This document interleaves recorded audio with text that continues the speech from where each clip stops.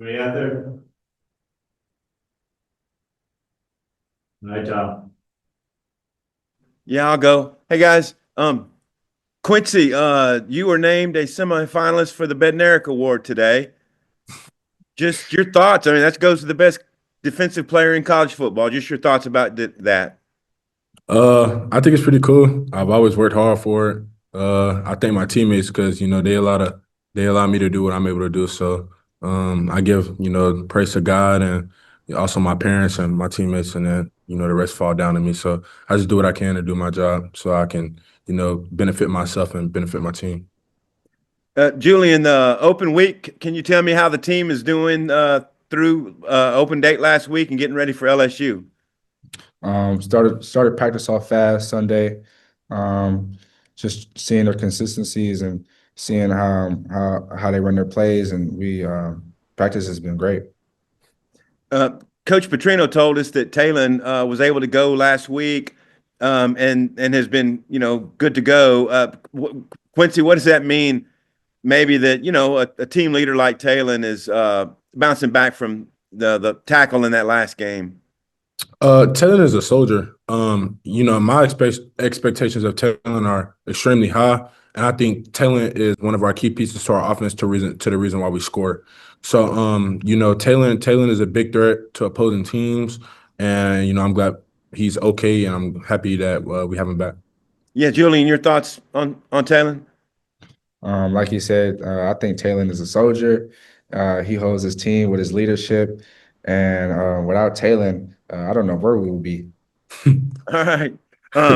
This LSU team, Van Buren, the guy you guys faced last year, played at the second half against Bama, and now they're saying that Nussmeier and Van Buren will both play. Can y'all maybe speak to what you think of the LSU offense with those two guys, Julian?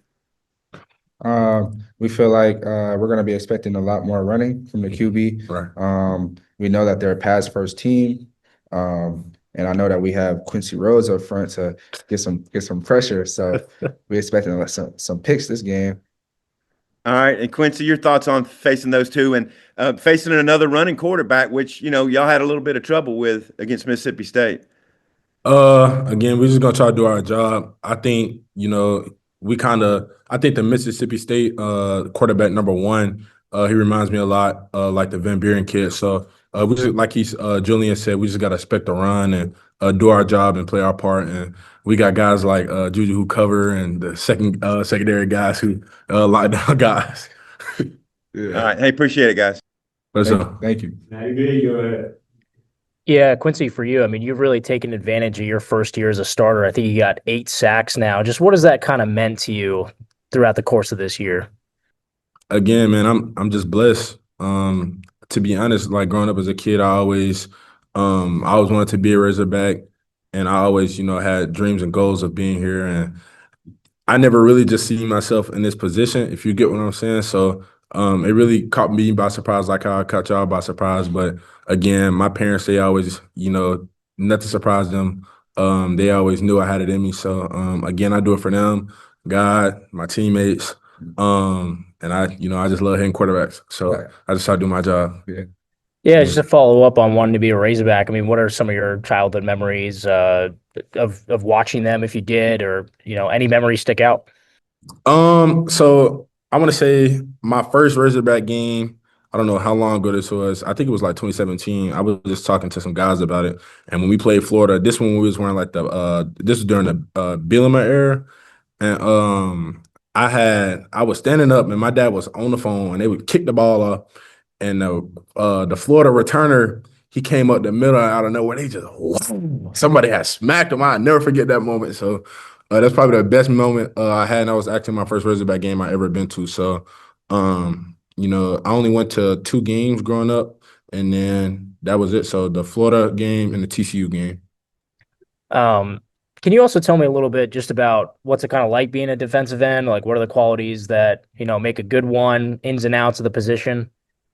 I think honestly, I think you got to be a smart man, especially knowing your opponent, knowing how to respond to different things that he may give you, knowing, the offense, where the back aligns, where the tight end align, just really just knowing the whole offense because once you know the offense and the scheme of things and I want to say, I guess, give their plays away, it helps the D line. I'm able to tell my teammates about certain things that I may see, and they're able to do the same things that I may not see. They can cover me for it too. And the back end with Juju and those guys, they can see things from a distance, so they may tell us, "Hey, watch this. Hey, watch that." So I think really just overall, being a good defense is all about communicating.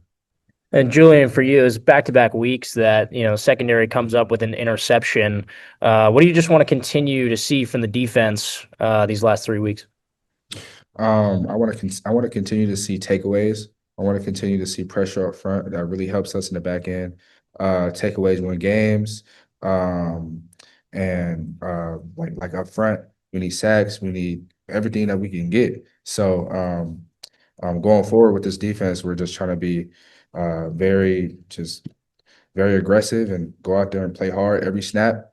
Don't give up no easy plays. And then again, Coach Petrino was saying that there was really good energy in practice the other night. Can you just sort of speak to that? And either of you, both of you? You want Auto? Yeah, you can go. All right. We're a unit, so we all feed off each other. I think being a defensive player anyway, you got to bring energy. And Larry last week, not last week, week before last, when we played Mississippi State, he came down and hit the quarterback. That kind of fired me up because I was like, oh yeah, it's one of those games. And then they ejected him, so I was like, no way. But like I said, it's the energy. He make a play, I make a play. Any of the front seven make a play. The guys in the secondary make a play. I'm happy for him because you're doing your job, and you also showing success on the field, and success on the field gets you to the next level. So I believe in my teammates; they believe in me. So we all just grinding, trying to get to the next level and supporting each other. I guess the last one in my barrage of questions. Sorry, Quincy, you've been getting some attention on national draft boards. I think, is that something that you see, and maybe what's your reaction to that? Like, what you mean? Like, are you saying, like, are you trying to ask me, am I declaring? Am I, like, what are you asking? Well, I think I saw it the other day on a draft board that they had you going, mocked in the first round. Was just curious if you'd seen any of that national attention. Yeah, I seen it. To be honest, I kind of don't let all that stuff get to my head because all that stuff changes weekly. If I don't go out there and perform, it can go right back down. So, the coaches, the GMs, and all that stuff in the NFL, they got the final say so, and they determine how my success goes in the draft. So, I really just do it for myself and my family, and again, relaying back to these guys, because they count on me, and my dreams, aspirations are to be a first round pick and all that stuff. So, as time goes, we shall see. So I don't know right now. I just grinding. Appreciate it, guys. Thank you. For sure. Tom, close it out. Yeah, my last topic is the flags in the last game. Y'all got a ton of penalties. How important?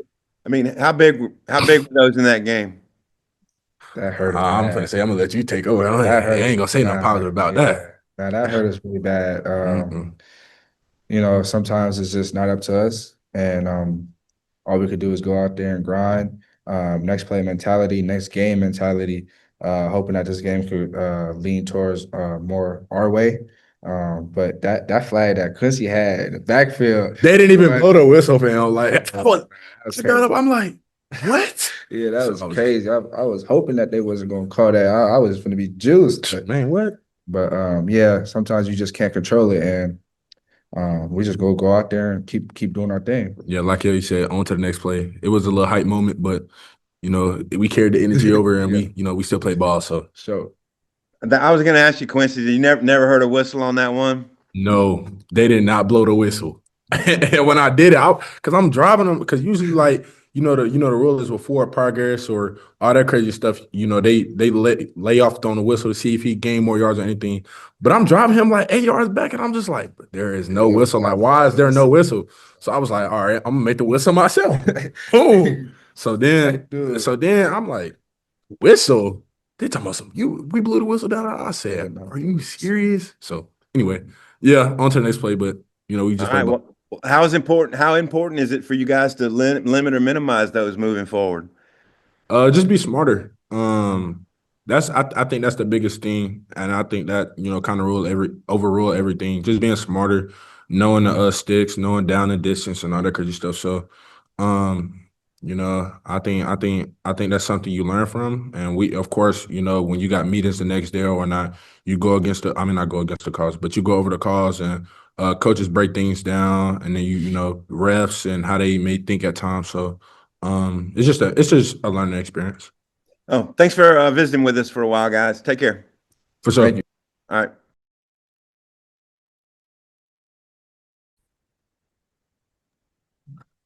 Boys fell asleep. Facts. Get it going, Tom. I'm ready. Taylen, it's so good to see you. Coach Petrino said you were full go. Just how you feeling after that hit on that last play? I'm good to go. I'm ready. I'm fortunate it wasn't nothing that will limit me for this next game. So I'm grateful. What happened on that play? What kept you down?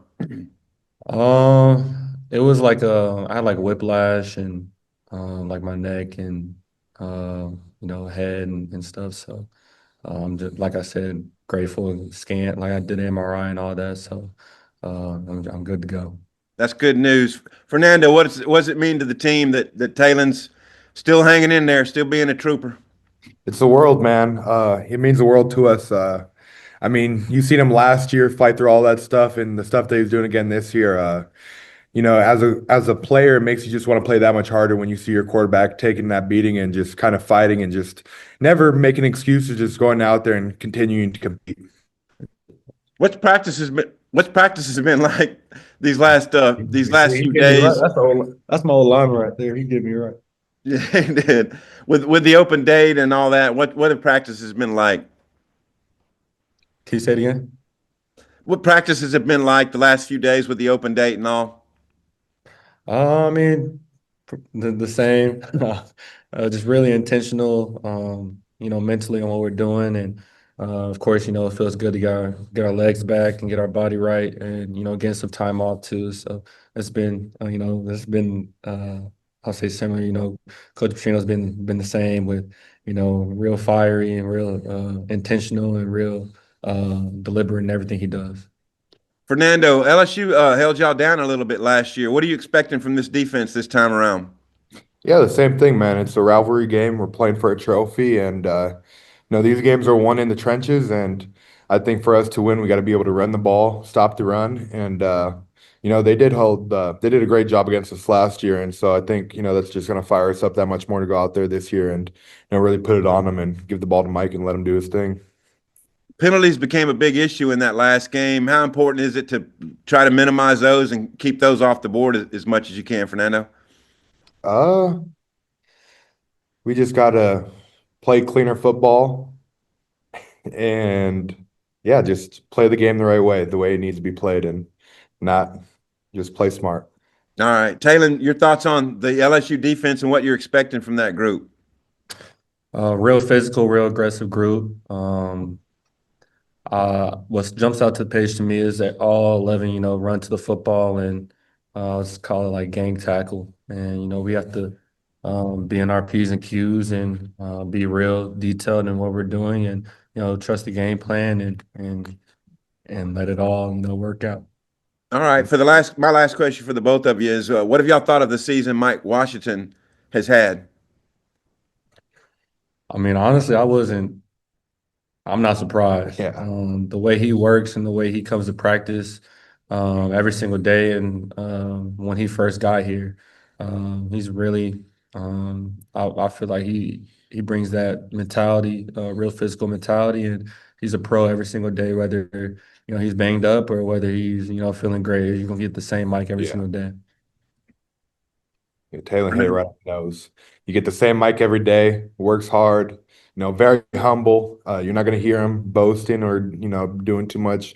He's going to come up to work and he's going to do his thing. And he's an awesome running back to have. And I'm glad to be blocking for him. Gotcha. Hey, my colleague Matt Byrne was going to ask you guys about Quincy. He's writing something on Quincy this week, and it looks like he's off, so I apologize. I'm going to stay on just another minute. Fernando, have you gone up against Quincy? What do you think of his improvement from last year to this year? Man, it's incredible. you kind of seen him take that step, that bowl game last year when, Landon kind of or Landon had declared that he was going to the draft and all that good stuff. And you just kind of seen that, like, that spark light up in him. And I think from there, I knew, he was going to have a breakout year. And I was lucky enough to work out with him all year in the weight room and just kind of see his mindset shift from, kind of that younger guy to like, what, I'm the dude now and I'm going to show the world why I'm one of the best DNs. And, you see it week in and week out, the way he gets off the ball and he gets to that quarterback. Scary thing, man. I'm glad to not be playing tackle anymore. And Corey and Ayers have to worry about him at practice. So he's a Yeah. dog. Yeah, Taylen, you've seen some 6'6" dudes like Quincy coming at you. What do you make of Quincy in that role? I'm glad I'm not live. I'm glad I'm not live in practice. That's what I would say.